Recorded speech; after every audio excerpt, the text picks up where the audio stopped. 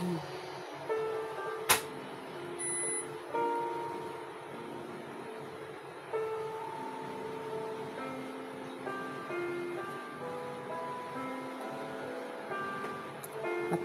umaga po. Maaari po bang malaman kung ako po'y naririnig nyo ng malinaw?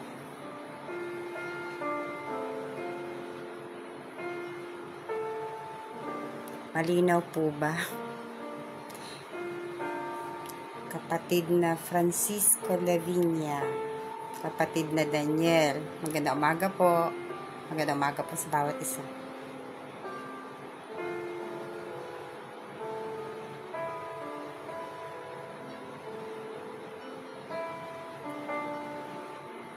Salamat po. Salamat po.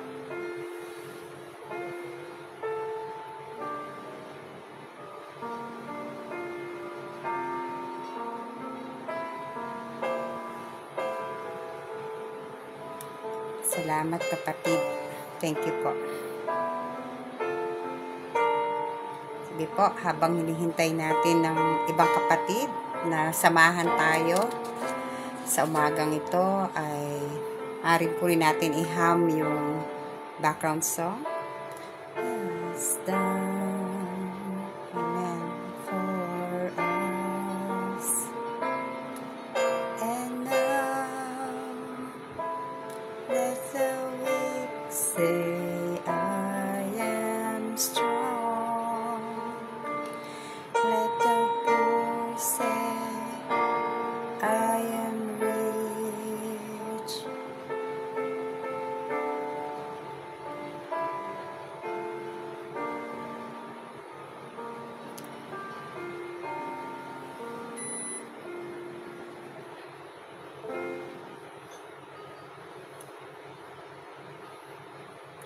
Sige po, welcome po sa bawat isa. Mapagpalang umaga po sa mga bagong ngayon pa lamang nakasama. Magandang araw po. Ako po ang inyong lingkod. Ako po ay si Pastora Jeline ng Door of Faith Dubai, UAE. Yun po, salamat po sa Panginoon at tayo po ay mag-share ng Word of God today ng ika-6 na wika. 6 of the 7 last words ni Jesus Christ. Amen po. So kung kayo po ay nakakapag-subaybay sa mga nakaraan, ay marahil ay alam nyo na ngayon po ay, hallelujah, ngayon po ay mag-aaral tayo ng ika-6. Pero bago yan, ay nais ko po kayong imbitahan na umawi tayo sa Panginoon. Nawa po ay alam natin yung awit na kinauuhawan kita, aking Panginoon. Sige po, sabihin po natin to sa Panginoon.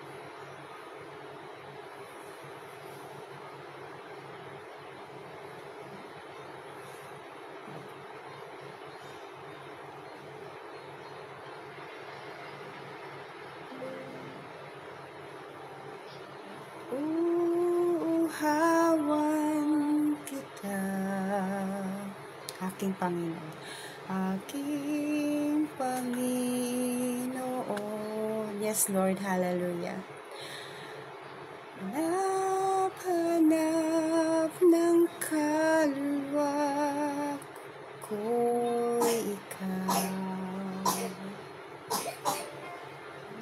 Kamin may nasasaktan, hindi pa rin ito makahadlang sa pagtugon ko'y may kagalakan, may kagalakan. Awitan natin ang Panginoon, haranahin natin siya.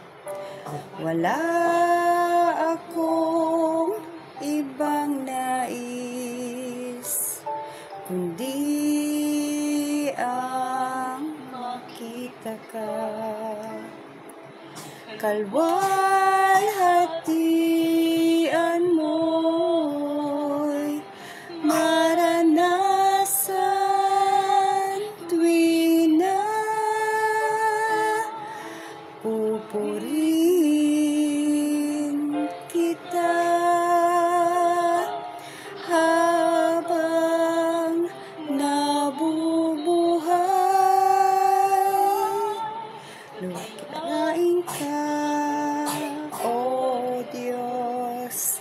sambahin ka.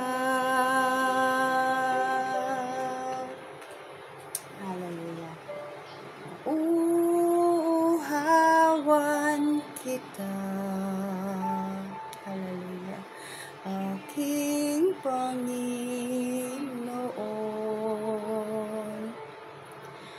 hanap ng kaluluwa ko ikaw. Praise your name. Hallelujah. Namin may nasasaktan, hindi pa rin ito makahadlang sa pagsulog ko'y.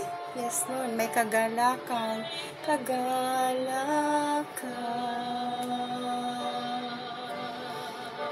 Hallelujah.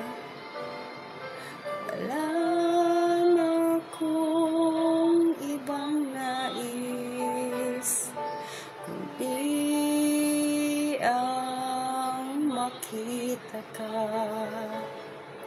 Kalwalhatian mo'y maranasan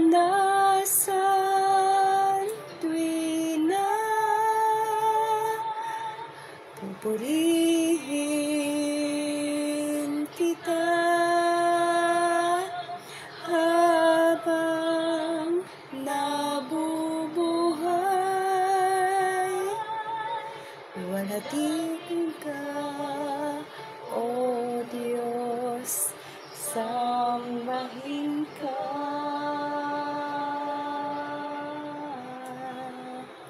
Panginoon, maraming salamat po sa umagang ito na ipinagkaloob mo sa amin, O God. Maraming salamat, Panginoon, sa isang okasyon na katulad nito na inaalala namin, Panginoon, ang iyong ginawang pagsasakripisyo sa krus ng Kalbaryo upang tubusin kami, Panginoon, sa aming mga kasalanan. Upang kami, Panginoon, sa aming aba at dustang kalalagayan ay pinili mo, Panginoon, yung mga anak. Pinili nyo, Panginoon, na kami ay iligtas. Ipinili nyo, Panginoon, na ibigay ang iyong buhay upang kami makasama mo sa langit na bayan. O Diyos, wala nga kaming kayang gawin, Panginoon, para ma-deserve namin to, O God. It is only by your grace. Salamat po, Panginoon. Lord, as we study today, O God, paalala mo sa amin, Panginoon, yung kabutihan ng iyong puso, Panginoon, yung pag-ibig mo na ibinigay sa amin, O God, na ang gagawin lang namin ay tatanggapin namin ito, Panginoon, upang magkaroon kami ng bagong buhay, isang buhay na ikasisiya mo, Panginoon. Lord, salamat po. I pray, O God, na itago niyo ako sa inyong likuran at kayo po ang marinig, ang inyong tinidag, yung pag-ibig, ang pag-asa na ibinibigay mo sa amin. O Diyos, kayo po ang aming dinadakila sa pangalan ni Jesus. Amen. Salamat po sa Panginoon. Patuloy po tayo. Amen. Tayo po ay nasa ika-6. Pwede po nating balikan. Ang bilis naman ng oras. Pwede po nating balikan yung iba. Kapatid na Teresita, welcome. So, ang una pong one of the 7 last word, the first one was, Father, forgive them for they know not what they're doing. Number 2, or the second one is, truly I tell you today, you will be with me in paradise, which was told to the other thief, or referred to as the good thief. Number 3, sabi ni Jesus kay John at kay Mary, woman, here is your wife. Woman, here is your son. Son, here is your mother. Ang number 4 po ay, my God, why thou hast forsaken me? Number 5 is, I am thirsty. Kaya po, napili kong awitin yung I am, dahil sa sinabing I am thirsty, yung kinauuhawan din naman sana natin ang Panginoon sa ating buhay. Amen po ba? At number 6 po, ay, it is finished. Amen. Salamat, Brother Marshall. It is finished. Tapos na. Sige po, ito po ay mababasa natin sa John 19. Pero maari po nating simulan sa verse 28 as a background. Sabi po rito, alam ni Jesus na tapos na ang misyon niya. At para matupad ang nakasulat, sa kasulatan sinabi niya, ito po yung kahapon, nauuhaw ako. May isang banga noon na puno ng maasim na alak, isinawsaw ng mga sundalo ang isang espongha ng alak, ikinabit sa sanga ng isopo at nilapit sa bibig ni Jesus. In verse 30, upang nung masipsip na ni Jesus ang alak, sinabi niya, tapos na. Iniyuko niya ang kanyang ulo at nalagot ang kanyang hininga. Ang Diyos na magpala sa kanyang salita. So, yung point dito ng tapos na, o it is finished. It is a voice of victory. Ito po ay boses ng isang tagumpay. Yan. Alam ho ninyo kung bakit. Kung titingnan po natin yung history ng bakit si Jesus namatay sa cross of Calvary. Bakit kailangan ang buhay niya ang ibigay. Sabi po sa Isaiah 53, 3-5. So, kung may time po kayo, you can do that in your private reading. At saka sa Isaiah 53, 11-12, na siya po ay nagdusa. So, it is prophesied na darating ang panahon na si Jesus ay isisilang and ang kanya pong buhay ay iaalay para sa kaligtasan ng lahat. And it is also mentioned sa Hebrews 10:19-20. Maganda po itong basahin din. Although, like I said, yung pong sa Isaiah 53, you can do that in your private reading. Pero pong Hebrews 10, gusto ko pong literally ay basahin as part of our background. Kung ano yung pinu-point out na finished, diba? Kaya mga kapatid, malaya na tayong makapapasok sa pinakabanal na lugar dahil sa dugo ni Jesus. So, meron po kasing two sections ang tabernacle, di ba? Ang holy at saka yung holy of holies. So, nung si Jesus Christ po ay nalagutan ng hininga, nakat na po yun. Yung naghihiwalay sa Holy of Holies na pwede na tayong mag-direct. So, yun po yung representation nun. Sa pamamagitan ng paghahandog ng kanyang katawan, binuksan niya para sa atin ang bagong daan patungo sa pinakabanal na lugar na nasa kabila ng tabing. At ang daang ito ang magdadala sa atin sa buhay na walang hanggan. So, ito palang it is finished is a very important act of Jesus Christ. Kasi ito na yung, hindi na yung mga dating pamamaraan kung paano tayo makararating sa langit. Not the old ways. So, ano-ano po yung mga old ways na yan?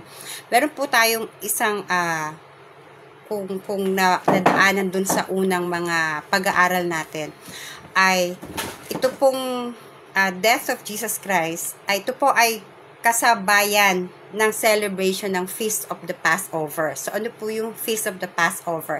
Ito po yung nung time ni Moses ay nagpatay sila ng mga sacrificial lamb at ipinahid po dun sa surrounding ng kanilang doors to protect them, lalo na yung kanilang mga panganay from the angel of death. Diba? Sorry po, pasensya na. Sorry po. Angel of death. So, ito po ay, at the same time, ito na po yung panahon din. Kasi every year po sineselebrate nila yan. Yung Feast of the, like now, they started it April 12 sa Israel. Yung Feast of the Passover. So, ito rin yung panahong to. So, salamat po sa Panginoon dahil yung kanya pong pagliligtas ay nandoon din sa timing wherein yung angel of death ay dadaan. And Jesus Christ died for us. Siya yung lamb natin doon para mailigtas po tayo sa tiyak na kamatayan, lalo na po yung spiritual death. Paano po ba yung old ways na sabi po sa Hebrews 10:8? Sige po, basahin ko to. Una, sinabi ni Kristo na hindi nagustuhan ng Diyos ang mga handog at kaloob at hindi siya nasisiyahan sa mga handog na sinunog at mga handog ng paglilinis kahit na pinapatupad pa ito ng kautusan. So, it came to a point that it did not please God yung ginawa nilang mga offerings. Bakit po? Ano po yun? Number one, ang sin offering po, may iba't iba pong klaseng mga offerings kasi na sinusunog nila. Pero, alam nyo ba na ang sin offering ay gagawin lang nila during the Feast of the Passover once a year? Annually. So, napaka-convenient, di ba? Kung Israelita ka, parang alam mo na ang passes mo ay hintayin yung Feast of the Passover, and then you buy according to your capacity. You can buy a bull, o yung lalaking cow, or you can buy a goat, or a sheep, kung pangkaraniwan ka, or otherwise you can buy pigeon, kung mahirap ka naman. So, it was convenient na nga, so hindi na natutuwa ang God sa ganun. Kasi nga parang ginawa na lang nilang ritual. Magkasala ka, tapos pagdating ng Feast of the Passover, mag-prepare ka, mag-burnt offering ka, and then mapapatawad ka. So, it did not please God. Next, affordability, di ba? Ang mga mayayaman, mas malalaki yung kanilang i-offer. At kung mahirap ka lang, pigeon lang. So, parang walang parang ang tawag dito. Hindi mo kailangan i-sacrifice. Hindi katulad ng when you have to give something out of the sacrifice. Kahit hindi mo kaya, ito ang dapat ibigay mo sa Panginoon, then you will sacrifice to do that. Hindi mo gagawin excuse na, ang kaya ko lang ay pigeon, o pigeon ang dadalhin ko. No. Diba? Walang efforts. Next, walang sincere repentance. Walang talagang pagsisisi sa kanilang mga puso. Kaya talagang hindi na, sabi ni Jesus Christ, hindi na talaga natutuwa. Diba? Sabi, una, sinabi ni Kristo na hindi nagustuhan ng Diyos ang mga handog. Diba? Hindi yon. It did not please God. Tandaan po natin, ang it is finished is not a declaration of defeat o pagkatalo. Diba? Kung titingnan po natin, sinabi lang ni Jesus Christ na it is finished, tapos na. Hindi na kayo kailangan pang hindi nyo na kailangan pang mag-offer. Ako na ito. Pero, naging hindi magandang balita, hindi naging magandang pagkakataon para sa mga Israelita. Because they never really accepted it. Kung makararating nga lang kayo doon sa Israel, hindi po talaga. Hindi, hanggang ngayon ay magagalit sila sa iyo kung ipipilit mong si Jesus Christ ay ang Messiah. It is the sound of victory. Sa atin po, tayo pong mga nakatanggap ng kaligtasan ng Panginoon. Diba? Minsan po sa ating ang ating mga how we interpret it is finished. Minsan po, halimbawa, merong isang taong merong siyang sakit, halimbawa. Sabihin na lang niya, parang gusto ko na matapos. Gusto ko na lang mawawasan ng aking buhay para matapos na. Meron namang namatayan sila at sabi na, mabuti na lang yan, it is finished. Wala na siyang paghihirapan. Diba? To the course, o sa journey ng suffering, sa journey ng paghihirap, sa journey na merong kang titiisin, sabihin mo na lang sa sarili mo talaga na mabuti nang matapos. Diba? Pero ano po yung ina-express doon? Pagkatalo. Ina-express po natin doon yung matapos lang kahit ano na. Sige na, diba? Pero hindi po ganon. Ang pagkakasabi po dito ng Panginoon na it is finished, it is actually a voice of victory. Dahil nagawa niya na. kung ano ang pinagagawa sa kanya. Di ba po, yun yung una natin binasa kanina, nang alam ni Jesus na tapos na ang kanyang misyon sa John 19:28. Di ba? Nung alam na ni Jesus, pwede na siyang malagutan ng hininga. Pag natapos mo na yung mission mo, syempre, of course, di ba? It is indeed not the finish. It was just the beginning of life para sa atin na mga tatanggap dun sa kaligtasan, para sa atin sa mga magbebenepisyo, para sa atin dun sa magmamahal, para sa atin dun sa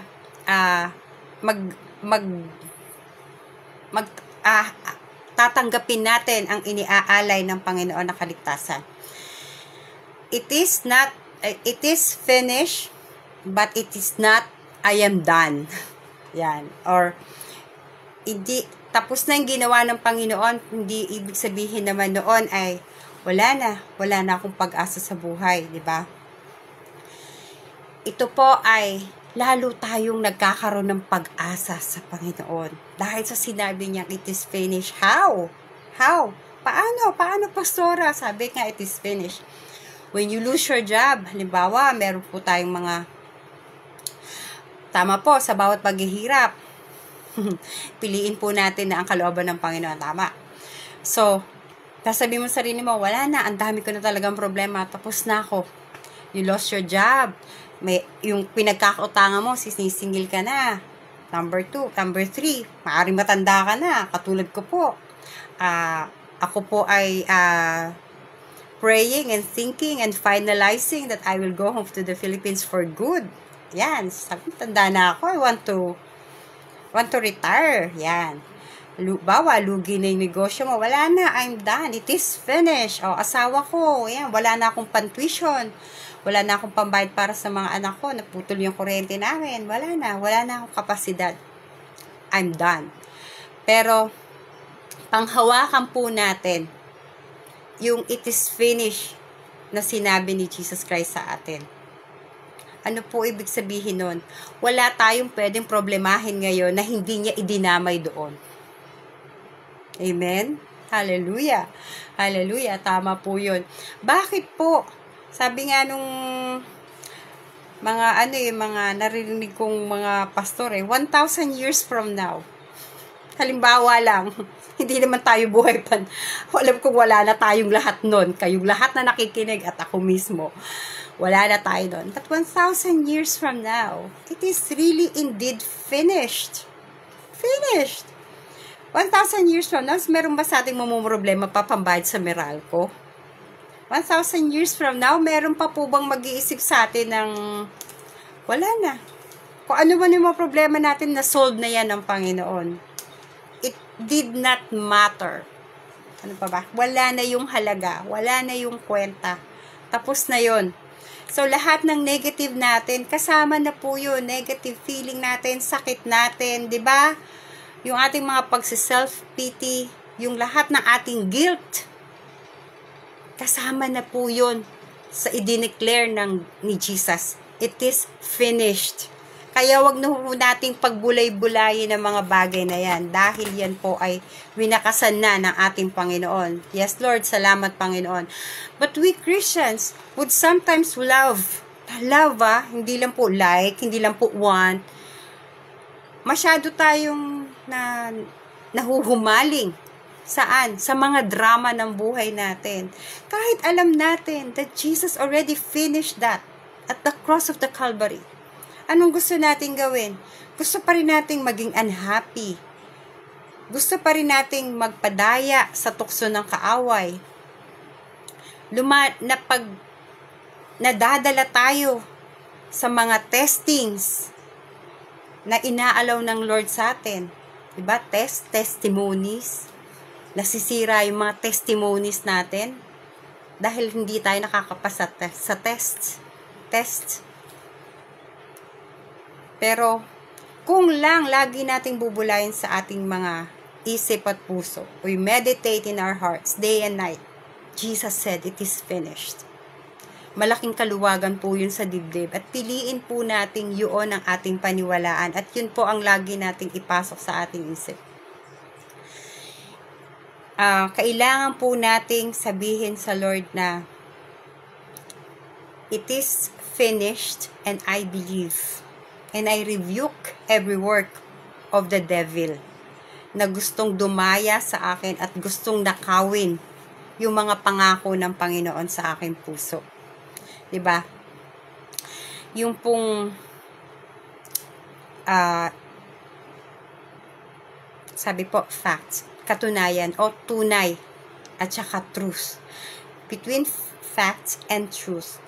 Totoo po na ang kalagayan natin ngayon ay meron po tayong mga iba't ibang alalahanin sa buhay. Totoo po 'yan. 'Di ba? That's the fact. Pero meron pong truth. Ang truth ay Jesus said, it is finished. Ang mensahe po ng Panginoon sa atin ay hindi tayo mabuhay ng para tayong mga talunan. Dahil hindi po mura ang ginawang sakripisyo ng ating Panginoon sa krus ng Calvary. At hindi kung iisipin po natin, Jesus sacrificed, God the Father Himself sacrificed. Matinding sakripisyo po yun sa Diyos Ama. Alam ho ninyo, this is not just about our generation. Kahit po yung mga nauna sa ating mga magulang, I'm sure someone prayed for us para makilala natin ang Panginoon. Isa pong napaka-importanting bagay na take note din po natin that it is finished also contains generational freedom.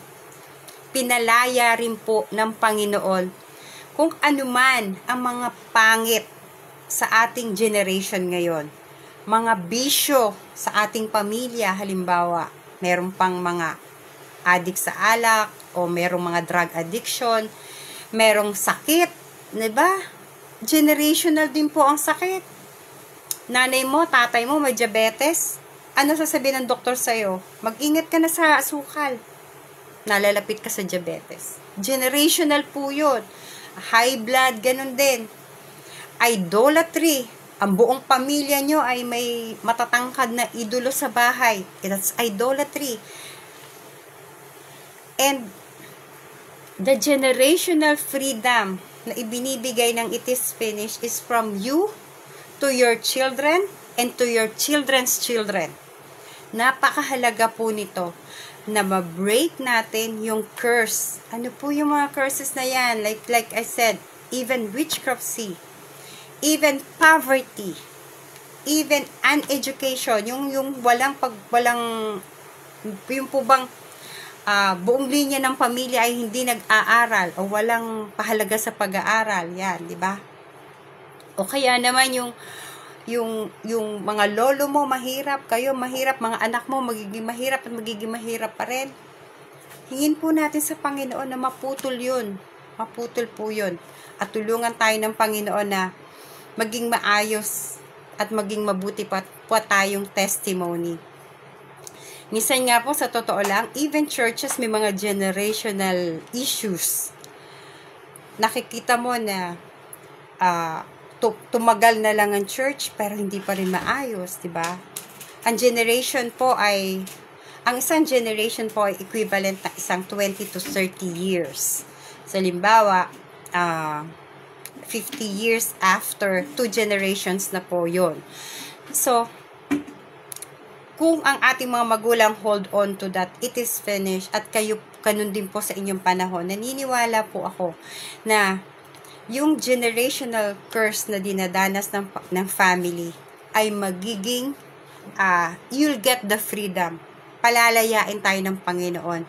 At ikiklaim po natin that it is finished. Tapos na. Pinalaya na tayo ng Panginoon.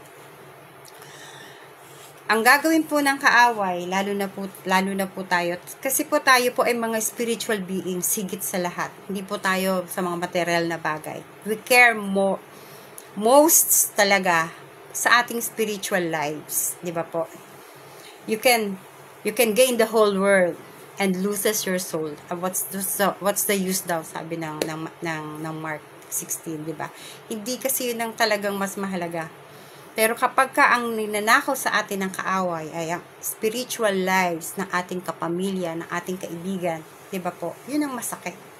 Yun ang talagang kaya tayo lalapit sa Panginoon. Kasi tayo nakilala na natin ang Panginoon.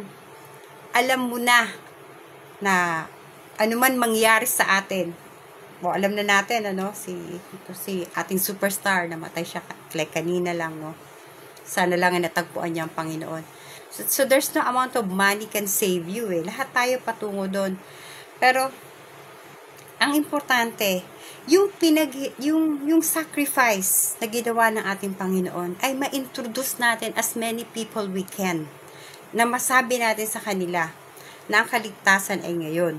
Na ginawa na ni Jesus na kung ano man yung mga pinagdadaanan mo ngayon ay kasama yan sa idinideclare ni Jesus Christ sa atin at it is finished. Iniligtas na tayo dyan ng Panginoon. May solusyon dyan ng Panginoon.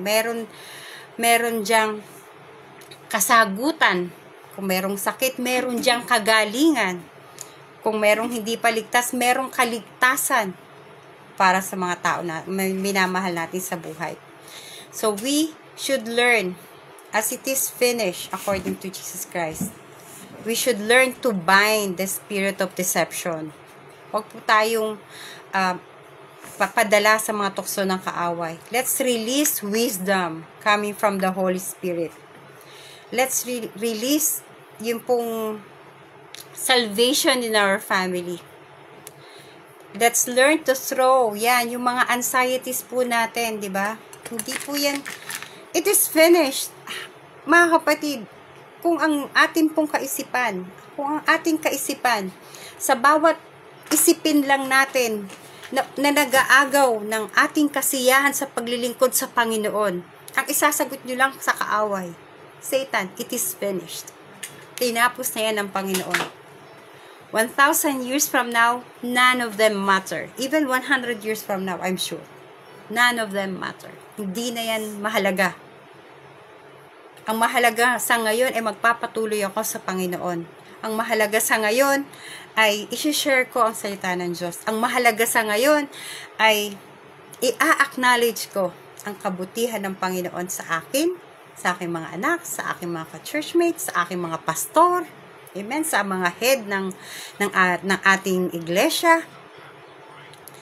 At lagi nating pasalamatan ng Panginoon sa kanyang kabutihan. Amen. Salamat po mga kapatid. Nawa po ay natutunan natin yung essence ng ika-6 na winika ng ating Panginoon. Tayo pong lahat ay manalangin. O Diyos naming Ama, tunay pong napakabuti ninyo na ipinagkaloob nyo sa amin ang inyong kaisa-isang anak nang dahil sa inyong pag-ibig sa amin at kami, Panginoon, ay makatanggap ng inyong kaligtasan. O Diyos, turuan nyo nga po kami, Panginoon, yung aming kaisipan, O Diyos, na sa tuwing may mga dinadaanan kaming anxieties, O God, na every time may dinadaanan kami, Panginoon, ng mga pagsubok, mga testings and trials in lives, Panginoon. Turuan nyo kami, Panginoon, na wikain namin to sa aming mga sarili. It is finished.